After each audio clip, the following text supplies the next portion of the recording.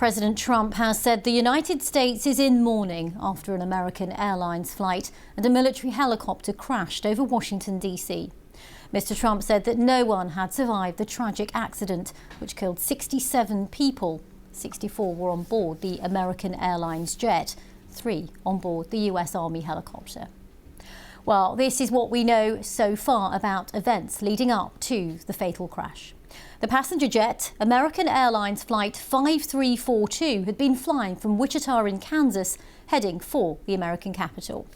Well, at just before 9 p.m. local time, in clear conditions, it was on its final approach into Ronald Reagan National Airport, flying through some of the world's busiest airspace, routinely used by both civilian and military aircraft. At the same time, a US Army Black Hawk helicopter, its route shown here in red, was approaching from the north. As the passenger jet was about to land, the collision occurred. Several videos, including the one you can see here, captured that moment. Well, let's go live now to Washington, D.C. and join my colleague Katrina Perry, who is at the airport with the very latest. Thanks, Virginia. Yes, well, flights began here about 3 hours ago, began to land and take off again. There was a massive ground stop following the crash last night, and this is one of the busiest airports in the United States. About 800 flights take off and land each day. That business has resumed, although it is much quieter as some airlines have cancelled some flights for today or rerouted them to another nearby airport. In the Potomac River here behind me, which is just adjacent to the runway, that recovery effort is ongoing, and indeed further downstream as well. One of the things about the Potomac is that it has very heavy undercurrent, so the search area has been widened to include a large stretch of the river.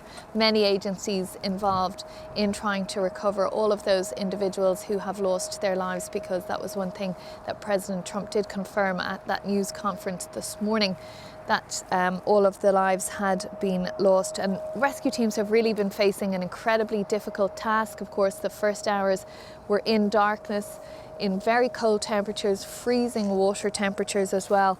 And here's our first report now from our North America editor, Sarah Smith. In the freezing cold Potomac River, emergency services spent the night desperately looking for survivors.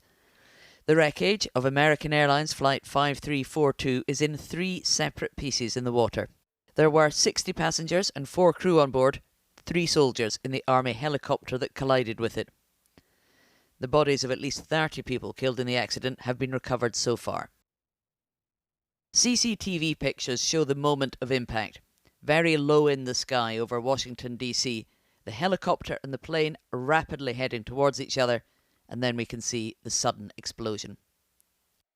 On closer footage, we can see the crash quite clearly. By morning, it was obvious that no one had survived the crash. Despite all those efforts, we are now at a point where we are switching from a rescue operation to a recovery operation. At this point, we don't believe there are any survivors from this accident, and we have recovered 27 people from the plane and 1 from the helicopter. There are recordings from air traffic control as the accident happened. Crash. This is alert 3. Crash. Fire command. The accident happened in the river. The helicopter and the plane crashed in the river. An investigation is already underway into how this accident could have occurred on a clear night when both aircraft were following standard flight patterns. Military helicopters do fly over and around Washington all the time. This Black Hawk was on a nighttime training flight. And we know air traffic control were speaking to the helicopter pilot that he could see the passenger jet and was told to pass behind the plane shortly before the collision. President Trump asked for a moment's silence for what he called a tragedy of terrible proportions, before quickly blaming equal opportunity policies at air traffic control for making flying less safe. The initiative is part of the FAA's diversity and inclusion hiring plan. Think of that. The initiative is part of the FAA's diversity and inclusion hiring plan, which says diversity is integral to achieving FAA's mission of ensuring safe and efficient travel. I don't think so. I think it's just the opposite. how you can come to the conclusion right now that diversity had something to do with this crash. Because I have common sense, okay? And it is just common sense, apparently. No evidence has been presented to connect diversity policies with this or any air accident. But Donald Trump has instantly turned a tragedy into yet another battleground in his culture war against what he calls the wokeism that he says has infected American public life. Sarah Smith, BBC News, Washington. Now, eyewitnesses say everything about the plane's approach to the airport looked normal. So just what do we know about how the events leading up to this crash unfolded? Nick Eardley from BBC Verify has been taking a look. These are the moments before a military helicopter collided with an American Airlines plane. This live feed from the Kennedy Center shows the skyline of Washington, D.C. On the right is the passenger plane, finishing a 2-hour flight from Kansas. On board, 64 people, including figure skaters returning from a competition. On the left, the military helicopter with 3 people on board. And here, another passenger plane. It's very common for planes and helicopters to share airspace in DC. In fact, US Transport Secretary Sean Duffy said nothing out of the ordinary happened in the run-up to the crash. But there were at least 2 near misses at the airport last year alone. Watch as both aircraft move closer together over about a minute. This is their flight path, according to the tracking website ADSB Exchange. The helicopter coming from the top in red, the plane arriving from the bottom in blue. It's 8:47 p.m. local time, around 25 seconds before impact. We also have air traffic control audio, which has been published online. As the 2 aircraft get closer, we can hear a conversation. This appears to be the air traffic controller flagging the presence of the plane. The helicopter is referred to PAT-25, the plane is CRJ. CRJ in flight. This response appears to be from the helicopter acknowledging the plane is there.